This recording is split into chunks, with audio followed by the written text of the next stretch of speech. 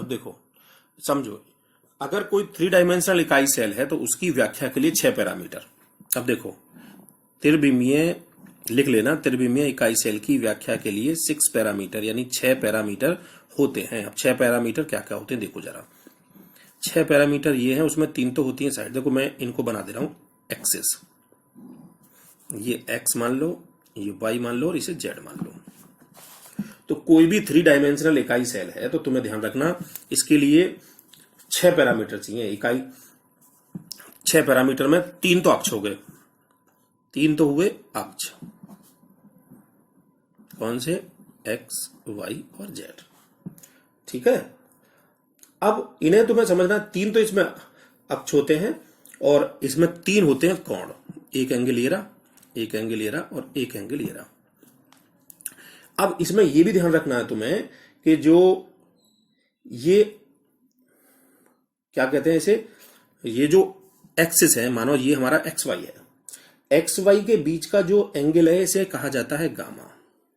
ठीक है, और वाई और जेड के बीच का जो एंगल है उसे कहते हैं बीटा। नहीं, ये गलत कर दिया मैंने, ये त्रिविमीय इकाई सेल है तो एक्स और वाई के बीच का जो एंगल है वो है गामा, और ये है हमारा अल्फा और ये है हमारा बीटा। एक्स जेड के बीच का बीटा एंगल होता है बीटा। अब ये मतलब 3 एंगल होंगे, इन्हें हम कहते हैं 3 अक्ष एक्स वाई जेड के साथ 3 कोण, कौन से? अल्फा, बीटा और गामा। 3 तो अक्षीय कोण होते हैं जो काम करते हैं, और 3 होती है इसकी अक्षीय लंबाई, अक्षीय दूरियां भी होती हैं जिन्हें हम अक्षीय लंबाई भी कहते हैं, अक्षीय दूरियां यानी क्या क्या होती हैं वो ए, बी, सी। अब ध्यान ये रखना है, बिल्कुल फिक्स है इनकी कि ये जो हाइट है, अगर मान लो मैं इसे ये देखूं, ये तो हमारी जो बीटा वाली, जो ये हमारी ये वाली है एक्स, ये तो ए है, ठीक है, ये सी है और ये बी है। तो 3 चीज बनती है हमें, ए, बी और सी। तो ये 3 अक्षीय दूरियां होती है, 3 इसमें एंगल होते हैं। ये किसी भी त्रिविमीय इकाई सेल की व्याख्या के 6 पैरामीटर होते हैं, 3 एंगल और 3 अक्षीय दूरियां, ए बी सी अक्षीय दूरियां और अल्फा बीटा गामा 3 एंगल होते हैं। ये किसी भी त्रिविमीय इकाई सेल की व्याख्या के लिए 6 पैरामीटर चाहिए। सही है, अगर द्विविमीय होती है तो 2 चाहिए, 3 चाहिए, लंबाई और चौड़ाई और 1 एंगल बनता है द्विविमीय में। जैसे वर्ग या आयत होता है उसमें 2 तो वो होती हैं और 1 होता है एंगल। ठीक है, अब हमें समझना है इकाई सेल के प्रकार। देखो इकाई सेल, अब इकाई सेल तुम्हें समझना है 2 टाइप से होंगी। एक को हम कहते हैं मौलिक इकाई सेल, और एक को एक को कहते हैं केंद्रीय, मतलब केंद्रीय इकाई सेल, मतलब मौलिक इकाई सेल और केंद्रीय इकाई सेल। अब मौलिक इकाई सेल का मतलब क्या है? देखो हमेशा हमें क्यूब बनाना, ध्यान रखना। पहली बात तो ये, मौलिक इकाई सेल का मतलब है ऐसी इकाई सेल जिसमें घटक कण केवल कोनों पर उपस्थित हो। मतलब मैं बता दे रहा हूं, मैं डेफिनेशन में बोल रहा हूं तो तुम्हें लिखनी ऐसे ही है। मौलिक इकाई सेल का मतलब है ऐसी इकाई सेल जिसमें घटक कण केवल कोनों पर ही उपस्थित होते हैं या पाए जाते हैं, उसे हम मौलिक इकाई सेल कहते हैं। ठीक है, तो यहां घटक कण केवल कोनों पर ही और कहीं नहीं है, इसलिए इसे कहा जाएगा मौलिक इकाई सेल। क्लियर है? ये तुम्हें लिख लेना है। मौलिक इकाई सेल के बाद आती है केंद्रीय इकाई सेल। इसका मतलब यह है कि ये 3 टाइप की होंगी, 3 टाइप की ये होती हैं। एक को बोलते हैं हम एससी, एक को बोलते हैं हम बीसीसी और एक को बोलते हैं हम FCC.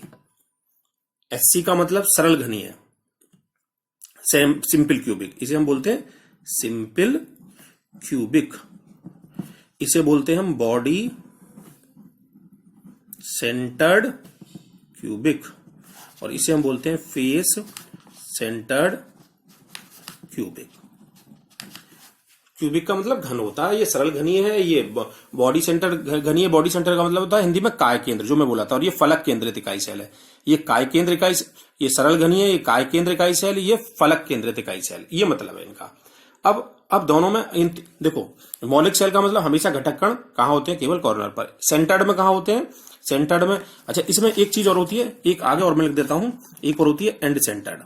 And centred and centred का मतलब है अंत केंद्रित, एंड का मतलब अंत जानते हो, E N D, and centred अंत चौथी और होती है। अब इनको समझो, देखो इसमें जो सिंपल क्यूबिक है, पहली वाली सिंपल क्यूबिक की खास बात ये होती है कि इसमें घटक कण केवल कॉर्नर पर ही होते हैं, यानी तुम कह सकते हो कि ये एक प्रकार की क्या है, मौलिक इकाई सेल ही है। मतलब केंद्रीय में, अभी केंद्रीय नहीं है, मौलिक इकाई सेल ही है ये, ऐसे मान लो। अभी इसे तुम मौलिक इकाई सेल ही बोलोगे, क्योंकि मौलिक इकाई सेल का मतलब सब में घटक कण होते हैं, तो यानी इसमें एक मौलिक इकाई सेल है जिसे हम बोलते हैं सिंपल क्यूबिक। सिंपल क्यूबिक का मतलब है ऐसी इकाई सेल जिसमें घटक कण कोनों पर ही होते हैं, तो इसलिए इसे कहा जाएगा सरल घनीय, जो अपने आप में कैसी एक मौलिक इकाई सेल है।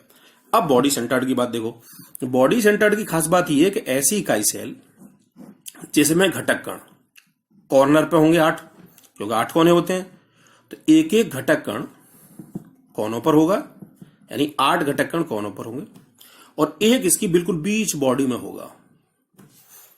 अब ये सेंटर्ड क्यों है, क्योंकि इसमें कोनों के अलावा घटक कण और भी कहीं जगह आया है, तो इसलिए तो सेंटर्ड हो गई। लेकिन बीसीसी क्यों है, बीसीसी का मतलब है ऐसी इकाई सेल जिसमें घटक कण कोनों के अतिरिक्त उसके एक बॉडी सेंटर पर भी स्थित हो, उसे हम बीसीसी इकाई सेल कहते हैं। नहीं समझे? ऐसी इकाई सेल जिसमें घटक कण कोनों के अतिरिक्त मतलब कोनों पे तो होंगे ही होंगे, कोनों के अतिरिक्त एक घटक कण उसके बॉडी सेंटर यानी काय केंद्र पर स्थित होता है, उसे हम बीसीसी कहते हैं। समझ में आ गई बात?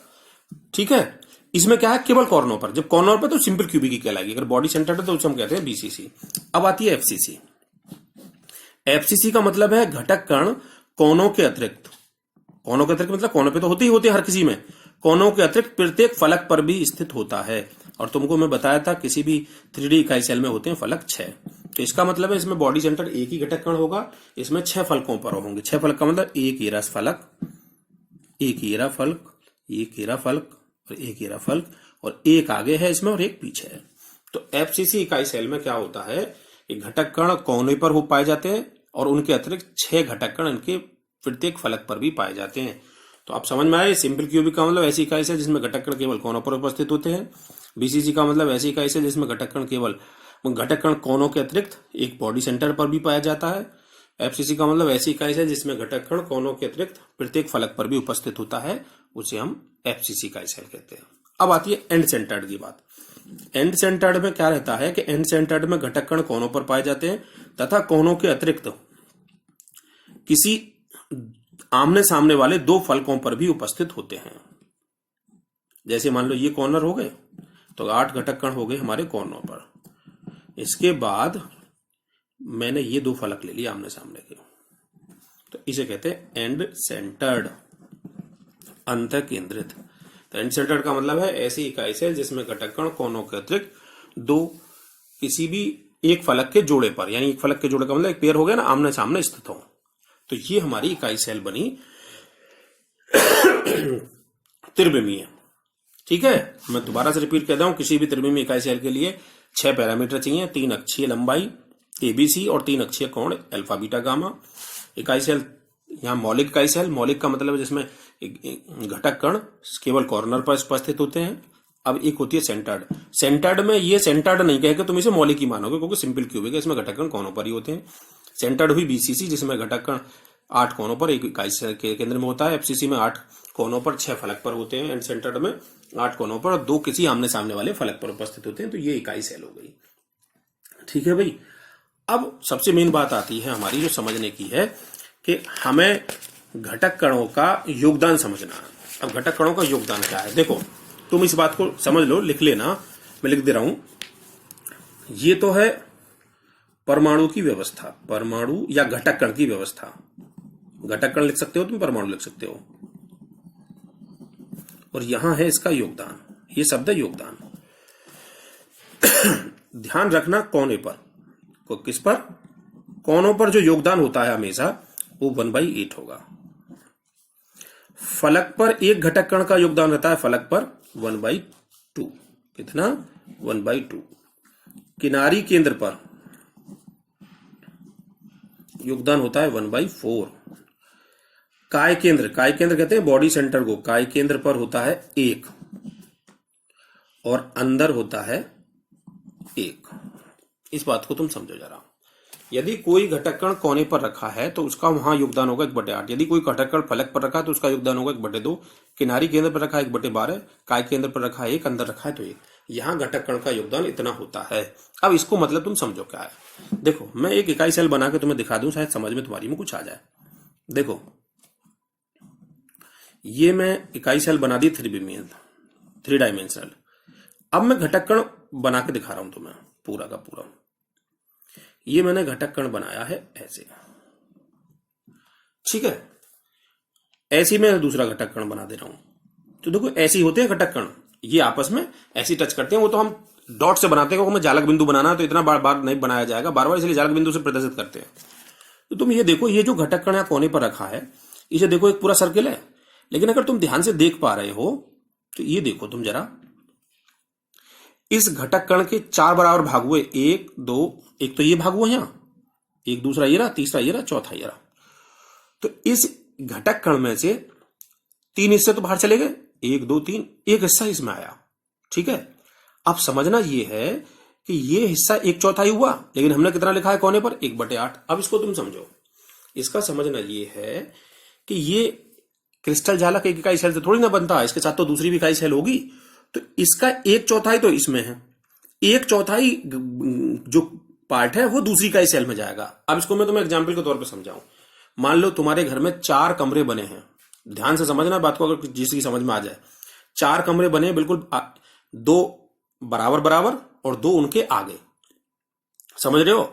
तो तुम ध्यान से देखोगे, एक कोने को टच करने वाले एक कोने पर 4 कमरे टच करेंगे। अगर तुम देखोगे 4 कमरों को तुम ऐसे बना लो, एक कमरा, दूसरा कमरा, तीसरा कमरा और चौथा कमरा। इस कोने पर 4 कमरे टच कर रहे हैं, एक ये रहा, एक ये रहा, एक रहा, समझ गए। और मान लो मैंने 4 कमरे इनके ऊपर बना दिए बिल्कुल ऐसे ही, यानी एक इसके ऊपर, एक इसके ऊपर, एक इसके ऊपर। तो ध्यान से देखो, इस कॉर्नर पर कितने कमरे आ गए, अब 8 ना आ गए। अगर तुम समझ पा रहे हो, मैंने 4 कमरे बनाए, 1 2 3। ये कॉर्नर ऐसा जिसपे कितने घटक कण है, कितने कमरे टच कर रहे हैं, से चारों के कोने मिल रहे हैं, ठीक है।